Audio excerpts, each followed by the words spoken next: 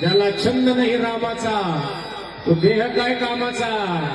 म्हणायचे म्हणा 1 2 3 4.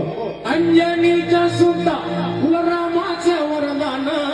हवा अजून जोरात पाहिजे. शिरसोली में तांडव होना चाहिए. म्हणायचे 1 2 3 4. अंजनीच्या सुद्धा तुला रामाचं वरदान. अंजनीच्या सुद्धा तुला रामाचं वरदान. बोला एकमुखानं